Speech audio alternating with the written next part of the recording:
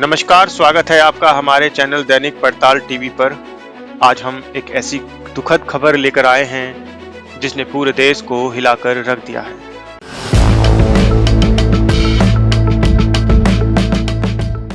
बारह जून 2025 को गुजरात के अहमदाबाद में एयर इंडिया की फ्लाइट AI 171 जो लंदन के लिए उड़ान भर रही थी, टेक ऑफ के कुछ ही सेकंड बाद मेघानी नगर इलाके में क्रैश हो गई। इस हादसे ने 241 जिंदगियों को छीन लिया और सिर्फ एक यात्री चमत्कारिक रूप से बच पाया।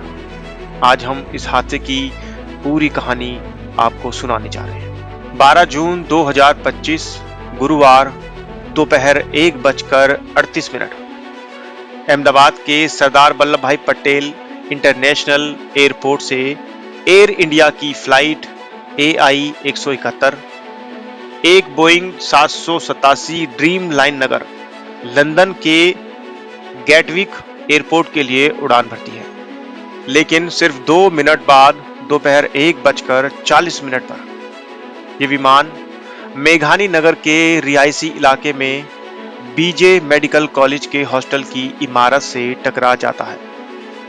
टक्कर इतनी भीषण थी कि विमान में तुरंत आग लग गई और आसमान में काले धुएं का गुबार छा गया। इस विमान में कुल 282 लोग सवार थे, 230 यात्री और 12 क्रू मेंबर। इनमें 169 भारतीय, 53 ब्रिटिश, 60 पुर्तगाली और 1 कनाडाई नागरिक शामिल थे। हादसे में 241 लोगों की मौत हो गई।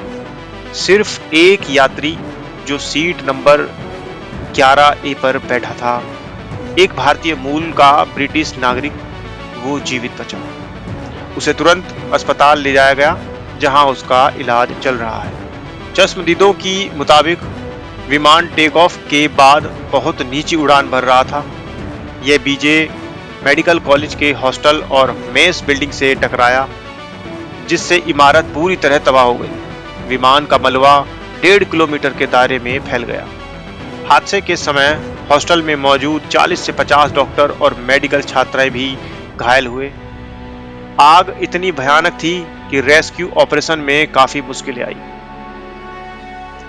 सोशल मीडिया पर कई वीडियोस वायरल हुए हैं जिनमें क्रैश साइट से आग की लपटें और धुआं दिख रहा है। कुछ CCTV फुटेज में विमान के टेक ऑफ और क्रैश का पल भी कैद हुआ, लेकिन कुछ वीडियो फेक भी बताए गए हैं। दोस्तों, इस हादसे में गुजरात के पूर्व मुख्यमंत्री और BJP के वरिष्ठ नेता विजय रूपाणी भी मारे गए हैं। वह बिजनेस क्लास की सीट नंबर 12 पर यात्रा कर रहे थे। उनके निधन से पूरे देश में शोक की लहर है। हादसे के बाद NDRF, BSF, फायर ब्रिगेड और स्थानीय पुलिस की टीमें तुरंत मौके पर पहुंची। 24 से ज्यादा एम्बुलेंस और सेना की टीमें भी बचाव कार्य में जुटी। पायलट कैप्टन सुमित सभरवाल, जिन्हें 8,200 घंटे का उड़ान का अनुभव था, और फर्स्ट ऑफिसर क्लाइव कुंदर, जिनका अनुभव 1100 घंटे का था। दोस्तों, ये हादसा सिर्फ एक खबर नहीं है, बल्कि एक गहरा सबक है। 241 जिंदगियां, जिनमें बच्चे, बुजुर्ग, डॉक्टर, छात्र और हमारे देश के नेता शामिल थे, एक ही पल में हमसे छिन गए। लेकिन इस दुख की घड़ी में हमें एक दूसरे का सहारा बनना है।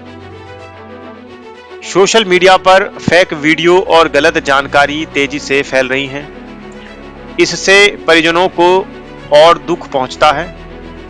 कृपया केवल विश्वसनीय स्रोतों से जानकारी लें और शेयर करें। एक गलत खबर किसी के लिए बड़ा आघात बन सकती है।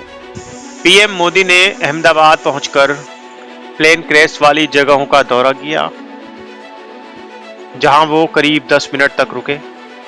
इस दौरान PM मोदी ने तबाही का वो खौफनाक मंजर देखा जिसमें 265 लोगों ने अपनी जान गंवा दी। इस मुश्किल समय में गुजरात की जनता, रेस्क्यू टीमें और देश विदेश के लोग एकजुट होकर पीड़ितों की मदद कर रहे हैं। यह एकता हमारी सबसे बड़ी ताकत है।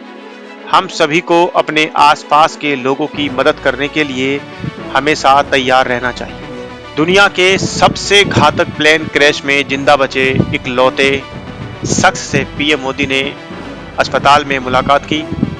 इस दौरान पीएम मोदी ने घायल यात्री से उसका हाल जाना। पीएम मोदी यात्री को हाथ पकड़कर सांत्वना देते नजर आए। राजस्थान के बांसवाड़ा जिले के रहने वाले डॉक्टर प्रदीप व्यास की फैमिली के 5 लोगों की मौत विमान हादसे में हो गई। तस्वीर में डॉक्टर प्रदीप व्यास, उनकी पत्नी डॉक्टर कोनी व्यास और उनके 3 बच्चे प्रद्युत जोशी, मियारा जोशी और नकुल जोशी दिख रहे हैं। सभी लंदन जाने की खुशी में नजर आ रहे हैं। प्लेन में बैठने के बाद डॉक्टर प्रदीप ने पत्नी और बच्चों के साथ सेल्फी ली थी, जो अब उनकी आखिरी सेल्फी हो गई है।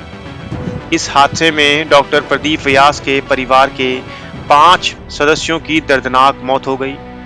डॉक्टर कोनी व्यास उदयपुर के पैसिफिक हॉस्पिटल में काम करती थी, जबकि उनके पति डॉक्टर प्रदीप जोशी लंदन में डॉक्टर थे।